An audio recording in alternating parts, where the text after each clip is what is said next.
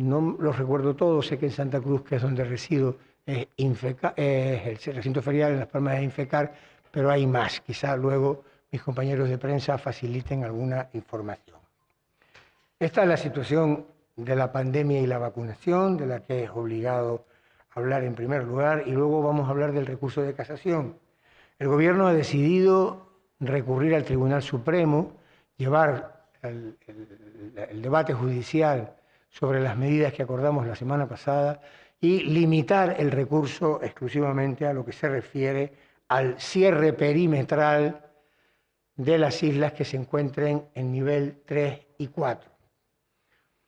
Recordarán que el Gobierno adoptó 4 medidas, con esos números además, 1, 2, 3 y 4, que hasta la semana pasada habían sido medidas acordadas por decreto del presidente de Canarias, y desde que las normas que establecían el estado de alarma dejaron de estar vigentes, pasaron a ser decisiones del Gobierno en vez de decretos del presidente.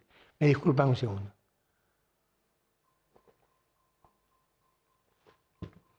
De esas 4 medidas, saben que 2 fueron ratificadas por el Tribunal Superior de Justicia y luego aclaradas en una decisión posterior, una aclaración que pidió el fiscal y también pidió el Gobierno de Canarias.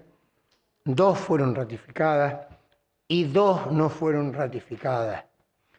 Nosotros, de las que no han sido ratificadas, vamos a seguir discutiendo en sede judicial. Cuando digo discutir me refiero al debate judicial, la que se refiere al cierre perimetral. ¿Por qué el Gobierno ha tomado esta decisión?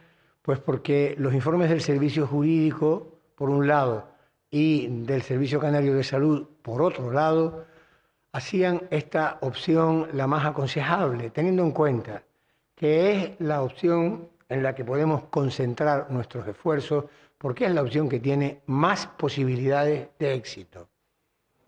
Y además, desde el punto de vista jurídico, recuerden que en favor del cierre perimetral se manifestó el fiscal, no fue una medida a la que el fiscal se opusiera, y que además del conjunto de magistrados, de 6 magistrados que tomaron la decisión, 2 magistrados formularon un voto particular favorable a la ratificación de esta medida.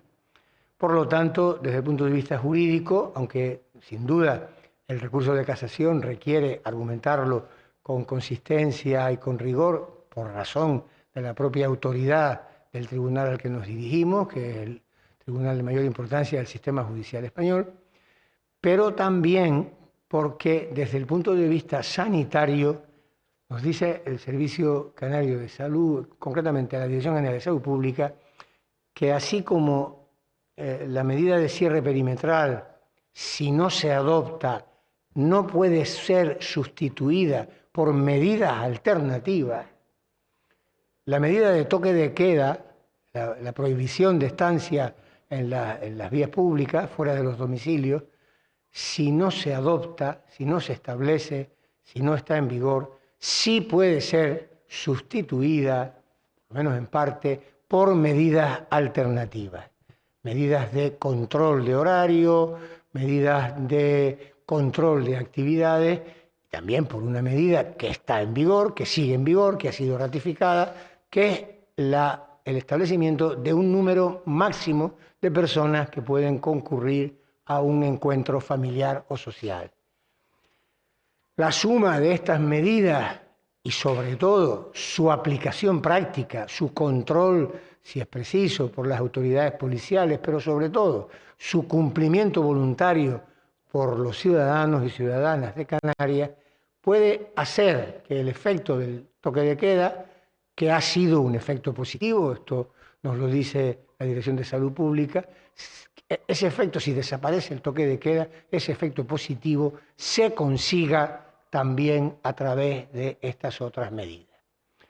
Hay, por tanto, una reflexión o una idea jurídica, que este es el camino que tiene un poco más de probabilidades de ser recorrido con éxito, con un posible éxito, siempre con dificultad. Hemos leído en los periódicos, es notorio que el Ministerio Fiscal en general se opondrá a la implantación de medidas de toque de queda, pero no se opondrá a las medidas de cierre perimetrales si se encuentran justificadas, si se limitan a un territorio y a una situación determinada. Nosotros creemos que la medida que adoptó el gobierno se encuentra en ese caso, porque no es el cierre perimetral del conjunto de la comunidad autónoma y tampoco es el cierre perimetral en cualquier situación, sino solo cuando las islas se encuentren una isla determinada en una situación de especial complicación con la pandemia, que son los niveles 3 y 4. Tanto el toque de queda como las medidas de cierre perimetral, creo que lo dije la semana pasada, lo he dicho estos días, lo dije en el Parlamento esta mañana, lo repito ahora, son medidas que nosotros esperamos que nunca más haga falta volver a implantar. Si seguimos en esta discusión es porque creemos que es positivo contar con esa posibilidad. Pero a partir de ahora, y esta es un pensamiento y una idea que queremos transmitir con respeto a todos los ciudadanos, ciudadanas de Canarias, a partir de ahora el control de la pandemia, como antes dije, va a descansar mucho más en el comportamiento individual, en el seguimiento de las indicaciones de las autoridades, en el cumplimiento de las normas, que en la imposición radical como hemos tenido hasta ahora.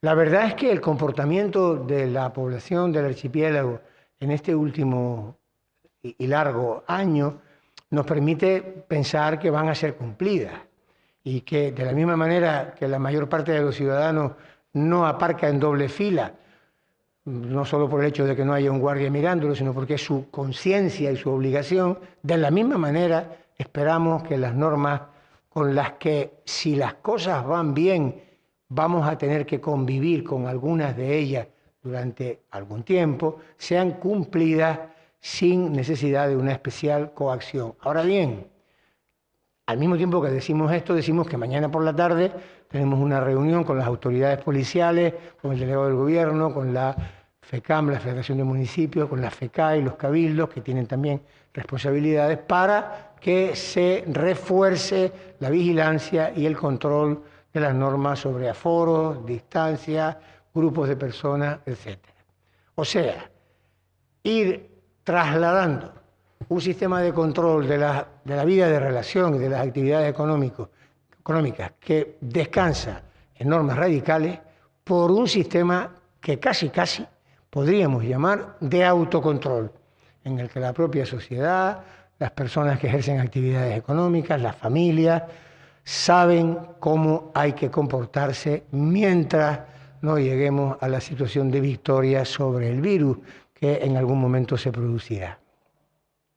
El gobierno quiere hacer un llamamiento especial, todo lo cercano que pueda hacerse, pero también claro y terminante hacia la población juvenil, porque hemos visto que en algunos casos, en los últimos días y en alguna ocasión, algunos incumplimientos que pueden ser especialmente perturbadores para el curso del control de la enfermedad se producen justamente entre la población juvenil. Y hablo de población juvenil a partir de 20 años, entre 19 y 30 y pico, que por cierto es un tramo de edad en el que la pandemia sigue teniendo más incidencia que en las personas de mayor edad. En las personas de mayor edad la incidencia de la enfermedad ha ido reduciéndose y aquí se mantiene en otros niveles. Esperamos que se comprenda por parte de la población joven del conjunto de Canarias la importancia que tiene el cumplimiento de las normas, porque descansa en su comportamiento, esto cree el gobierno, el que derrotemos a la enfermedad. Porque para acabar estas reflexiones, la enfermedad sigue ahí. Que se acabe el estado de alarma, que se acabe el toque de queda, no significa que ya no hay que tomar ninguna precaución y que ya no hay ninguna limitación. Así no es la situación sigue siendo la que es y sigue necesitándose el concurso responsable de la mayor parte de la población como hasta ahora. Se introduce también un cambio en una de las normas de horarios que tiene una relación indirecta con esta nueva situación, que es que se amplía el horario de los servicios de restauración hasta las 12 de la noche en las islas, que hasta ahora lo tenían limitado hasta las 11 de la noche, que son las islas que están en nivel 2, sí, digo bien, 2. En las islas de nivel 2, la hostelería y la restauración tenían limitada su actividad hasta las 11 de la noche. Pues a partir de, se publicará el acuerdo, no sé si lo podremos publicar, creo que mañana no, se publicará probablemente el viernes para que entre en vigor el mismo viernes. El consejero de Sanidad tendrá un contacto con una mesa técnica en la que la Consejería de Sanidad y los grupos, las organizaciones empresariales y profesionales de la hostelería y la restauración exponen, intercambian criterios para ir afinando las normas, y ahí se explicará la razón de este cambio. Si no hay toque de queda y se puede estar en los espacios públicos, de alguna manera el gobierno cree que puede favorecerse la permanencia justamente en los locales cerrados para que en los espacios públicos no se tenga la tentación de organizar fiestas, consumo de bebidas, permanencia en grupos superiores al número establecido en la norma. Eso siempre es más fácil y se controla y se aplica mejor en un establecimiento organizado. Lo que tiene de formal y de organizado, como digo, la actividad de la hostelería es una ventaja, y el gobierno apela también, igual que acabamos de hacer un llamamiento a la juventud, a las organizaciones profesionales y empresariales de la restauración, que como hasta ahora coadyuvarán para la aplicación de estas normas. Creo que esto es casi todo lo más importante. Los datos de la enfermedad se los he dado, de la vacunación también, la vacunación de los mayores, y luego algunos acuerdos, de los acuerdos que hemos adoptado hoy, los menciono a toda velocidad porque tienen ustedes, me parece, tienen o tendrán notas informativas. El gobierno aprueba destinar 3 millones de euros a sistemas de monitorización de glucosa en enfermos de diabetes. Hemos facilitado las normas para poner en marcha, porque queremos hacerlo lo antes posible, las oficinas de asistencia a las víctimas. Se ha aprobado un acuerdo para aceptar una delegación de competencias del Ayuntamiento de Teror en materia de evaluación ambiental de los planes de ordenación. Se han aprobado las normas de organización interna de 2 universidades privadas, la Universidad de las Hespérides y la Universidad Fernando Pessoa. Se ha aumentado el crédito destinado a que el Instituto Canario de Administración Pública, el ICAP, financie actividades de formación con la FECAM, y se ha dado cuenta de las ayudas que en el cuarto trimestre del año pasado la Consejería de Agricultura ha otorgado de forma directa, que suman o que se encuentran en el entorno de los 8 millones de euros, que estuvieron especialmente dirigidas a intentar combatir el daño económico producido por la pandemia. Hemos visto también un informe de la Consejería de Hacienda, un informe minucioso que periódicamente vemos, sobre si cumplimos las exigencias legales en materia de periodo medio de pago a proveedores, que es muy importante para la economía canaria. La comunidad sigue manteniéndose por debajo del límite legal, que son 30 días, me parece, hablando de memoria, y si estamos por debajo es porque todos nuestros organismos, todas nuestras consejerías y organismos cumplen esa exigencia legal y no demoramos los pagos, sino lo imprescindible, y en todo caso no más de lo que dice la ley. Me parece que se los he dicho todo, y ahora, como siempre, si ustedes lo consideran conveniente, pueden formular las preguntas que deseen. Muchas gracias. Hay preguntas en gran... Sí, buenas tardes. Buenas tardes. Sí, adelante. Bien, el gobierno tiene, en función de lo que decida, un plan B. Me refiero porque, por ejemplo, hay comunidades, hoy se supo el caso de Galicia, donde los cierres perimetrales, aunque allí en otras comunidades es por municipio, ha habido casos en que han permitido los cierres perimetrales y en otros no. No sé si aquí hay algún matiz que se pueda dar en vez de por isla, otro tipo de nomenclatura, o si ustedes creen que la fundamentación es suficiente como para que el Supremo valide este tipo de cierres perimetrales, teniendo en cuenta la disparidad que hay en los tribunales superiores. Y otra cuestión es, bueno, Canarias en principio es la única comunidad que por lo visto va a recurrir al Supremo. Por ejemplo, comunidades como el País Vasco no desistieron de eso. ¿Ustedes han estado en contacto con otras comunidades donde se ha fallado en contra del toque de queda para ver por qué no han decidido no recurrir, teniendo en cuenta que, bueno, en otras sí lo han permitido, con lo cual posiblemente el Supremo no vaya a unificar doctrina en este caso? Gracias. Por lo que se refiere a la primera pregunta, si existe un plan B en relación con los cierres perimetrales, la respuesta es negativa. No estamos estudiando medidas alternativas. Precisamente, como quise decir al principio, si no recurrimos la decisión judicial sobre el toque de queda, porque encontramos que ahí sí hay un plan B.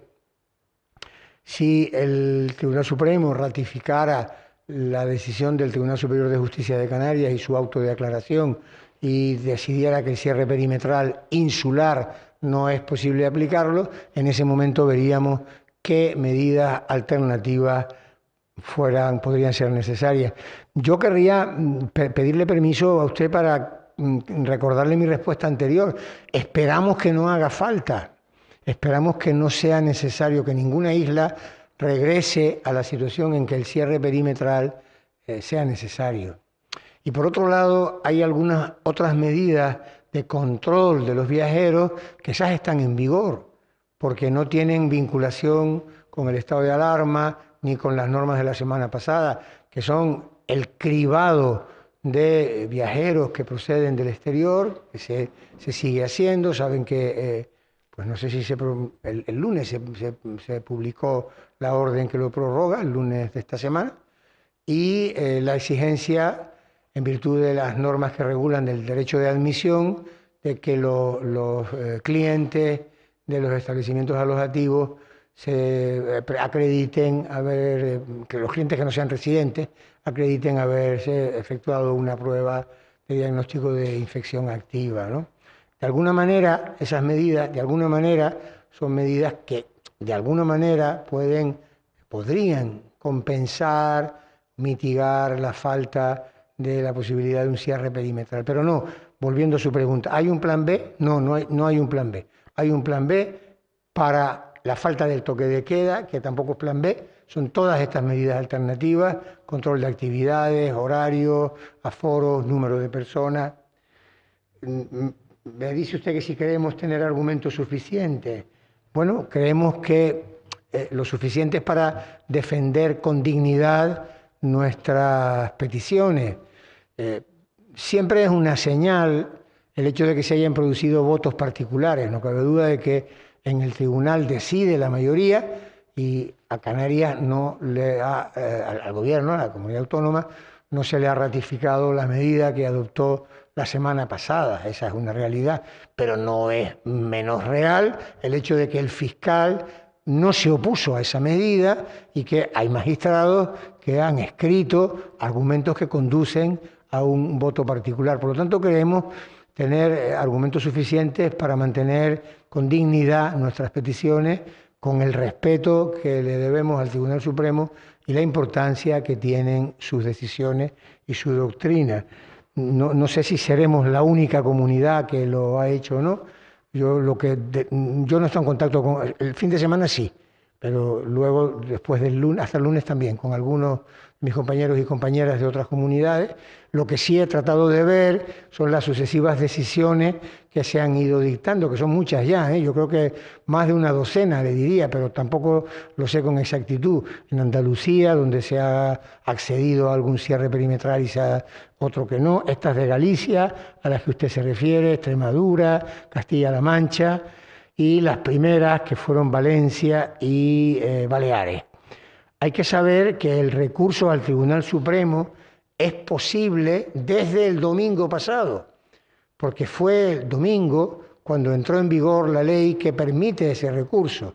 Por lo tanto, también hay una discusión jurídica, quiero decir, acerca de si las decisiones adoptadas antes del domingo pueden ser objeto de recurso de casación. La nuestra se adoptó el domingo, por tanto es claro que podemos acudir al Tribunal Supremo y vamos a hacer un uso de esa posibilidad, pero un uso limitado pregunta usted si tenemos argumentos suficientes, a la parte en la que creemos que sí, que tenemos argumentos suficientes, como digo, para defenderlo con dignidad. Los servicios jurídicos trabajan en ello, como es natural, intensamente desde el domingo pasado. Aprovechando esta respuesta, a mí me gustaría, no diré que felicitar, porque quizás es una palabra excesiva, pero sí reconocer el esfuerzo que en los últimos 6 o 7 días han hecho, por un lado, los servicios jurídicos y, por otro, los servicios de salud pública de la Consejería de Salud de nuestra comunidad. Porque ha sido necesario que en estos últimos días hayan ido atendiendo sucesivas solicitudes de informes que se les han ido formulando por distintos órganos del gobierno en una situación jurídicamente, como dice el propio auto, y el auto de aclaración, una situación nueva en la que no hay precedentes y en la que estamos recorriendo por primera vez un camino particularmente difícil y delicado por la materia de que se trata. Perdone que me haya extendido tanto en la respuesta.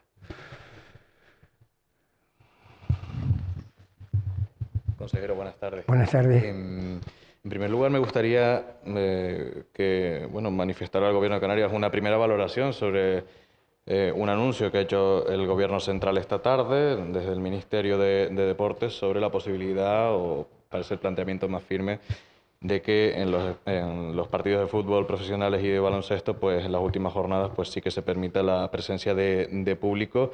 Dice que en comunidades de nivel 1 también una aclaración sobre si eso requeriría que Tenerife o Gran Canaria, que es donde coincide que hay equipos profesionales, pues deban estar esas islas, una u otra, en nivel 1, o es el conjunto de la comunidad autónoma.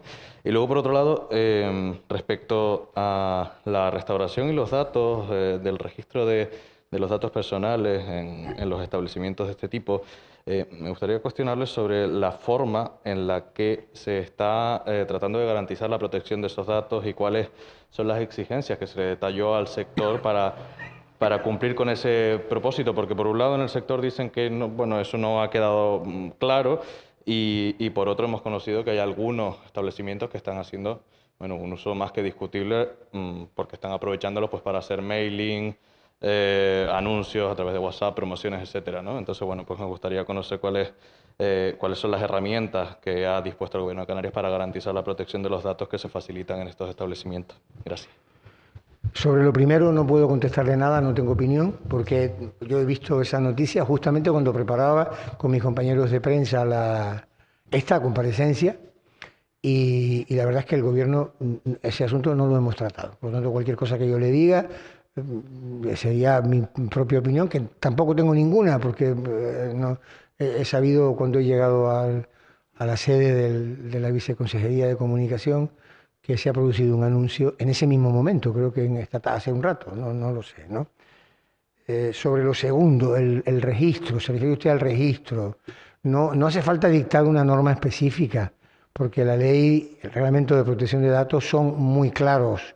Se puede pedir datos a los usuarios de determinadas actividades, se pueden pedir, y la persona que los obtiene, que está autorizada, en este caso por una decisión del Gobierno de Canarias, sabe el uso que puede hacer de esos datos y sabe lo que debe, las exigencias a las que está sometido.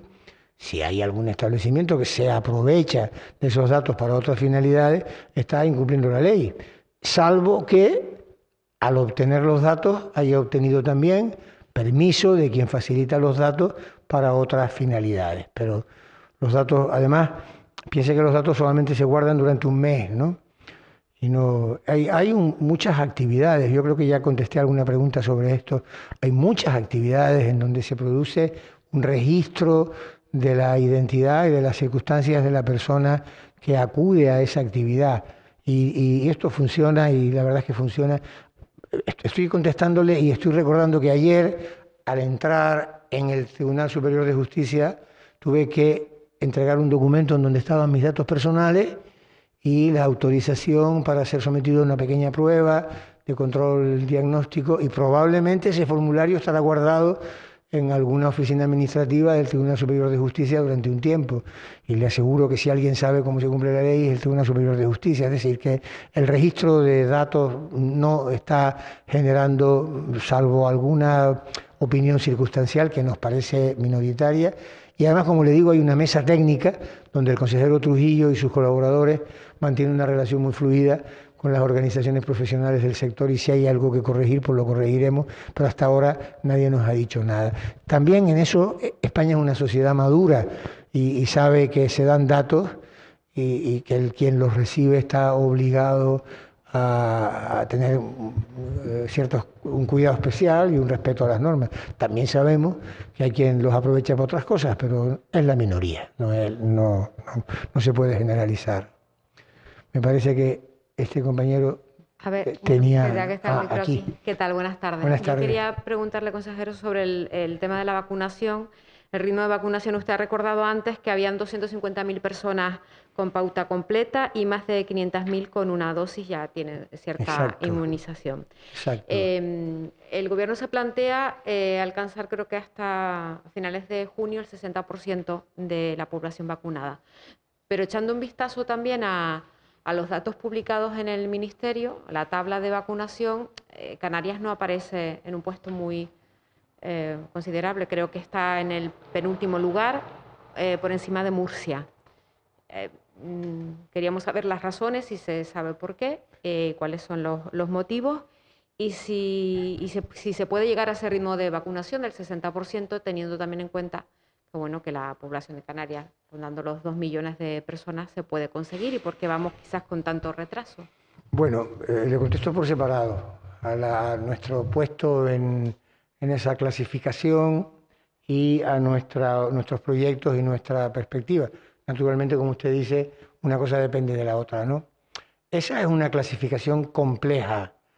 Quiero decir, no hay una tabla, se parece a lo del fútbol, ¿no? Uno puede tener tantos goles a favor, tantos goles en contra, tantos puntos, y finalmente un sistema hasta de gol-averaje o algo así, ¿no?